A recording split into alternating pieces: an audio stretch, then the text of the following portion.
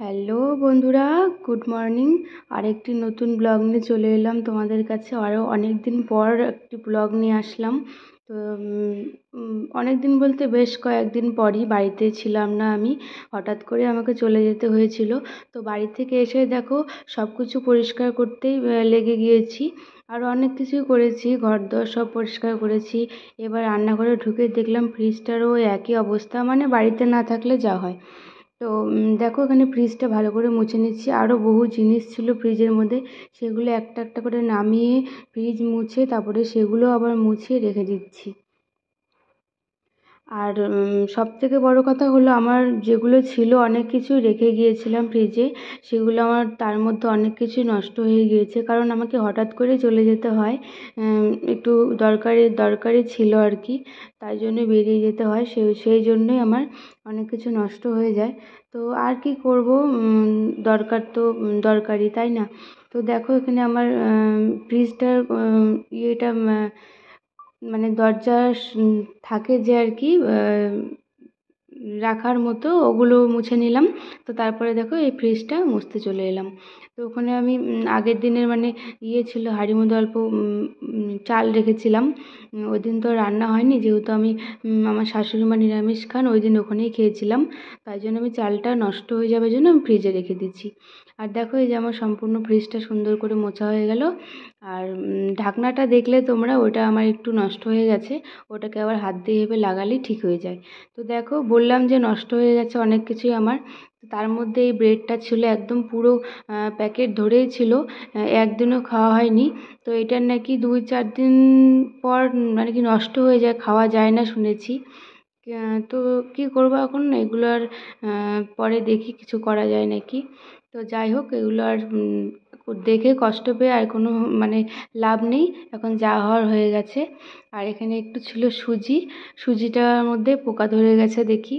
তো সেটাও নষ্ট হলো আমার, অনেকগুলোই ছিল আমার মেয়েকে দিয়ে আর কি সুজিটা।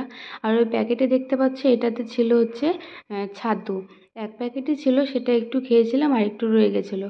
আর কিছু মাছ ছিল ফ্রিজে, সেটাও নষ্ট হয়ে গেছে। 3-4 পিসের মতো হবে হয়তো মাছ এখানে। তো আর কি করা যাবে, তো যা হওয়ার হয়ে গেছে। তো দেখো আমি এখানে ভাত বসিয়ে দিয়েছিলাম। আর আমার মেয়ে চলে এসেছে এখানে চিনি খাবে বলে। দেখো এই একা একাই পা উঁচু করে চিনিটাকে পেরে নিল, আর পারছে আর আমার দিকে তাকাচ্ছে আমি যদি কিছু বলি। আর এখন একটু লম্বা হয়েছে, একা একা সব কিছু মানে নিতে পারে আর কি। তো তারপরে চলে এলাম হচ্ছে, এখানে তরমুজ আছে, তরমুজটাকে কেটে নিলাম। তোমাদের দাদা এখানে কেটেই নিয়ে এসেছিলো, মানে লাল হবে নাকি সেটাই দেখার জন্য। তো আমি তো তরমুজটাকে দেখে আর লোভ সামলাতে পারলাম না, সঙ্গে সঙ্গে চলে গেছি কাটতে। সেটাকেই অনেকগুলো ভাগ করে কেটে নিলাম। তো কাটার পরেই দেখো কত লাল হয়েছে তরমুজটা, আর রস কি প্রচুর রস, মানে কাটার সাথে সাথে রস একদম মানে পড়ছিল আর কি, এত রস, আর লাল টকটকা তরমুজটা হয়েছে। সেটাই তোমাদের দেখাচ্ছিলাম একটু, যে কত লাল বেরিয়েছে তরমুজটা। আর খেতেও কিন্তু মিষ্টি ছিল, ভালোই ছিল, খারাপ না। আর দেখে তো লোভ সামলাতে পারলাম না, বললাম। তো আমি নিয়েই একটা খেয়ে নিলাম। আর এত ভালো লাগে আমার তরমুজ খেতে, কি বলবো, ভাত না দাও সারাদিন যদি তরমুজ খেতে বলে আমি সেটাই খাবো। তো তারপরে চলে এলাম হচ্ছে রান্না করতে। ভাত তো করলাম, তোমাদের দেখালাম। এখানে মাছের ঝোল করে নিলাম পাতলা করে দুজনের জন্য। আর আমার মেয়ে তো এই ঝোলটা খেতে পারবে না, ওর জন্য আলাদা করে কিছু করতে হবে। আর গরম লাগছিল খুব, গরমে ঘেমে যাচ্ছিলাম, তাই ভাবলাম একটু শরবত করে নিই। শরবত না, এটাকে লস্যি বলে।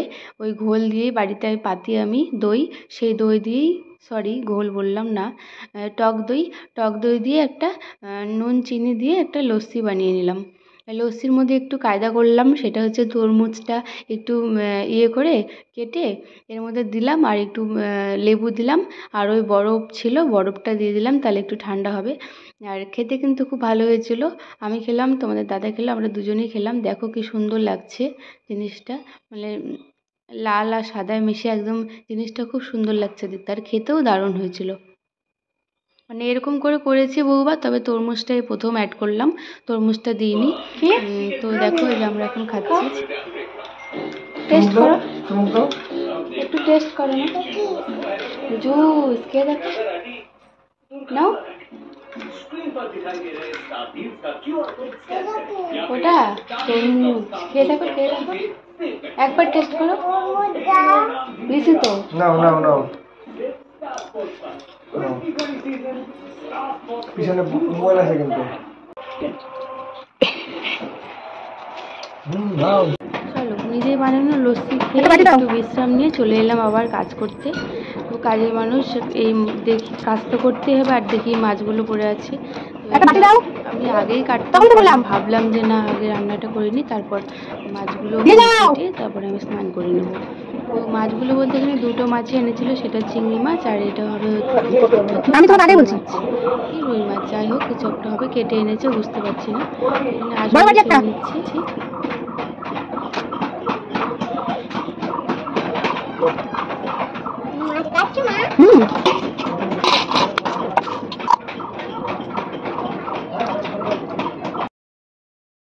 তোমাদের দাদাকে বললাম যে একটা বাটি দাও তো।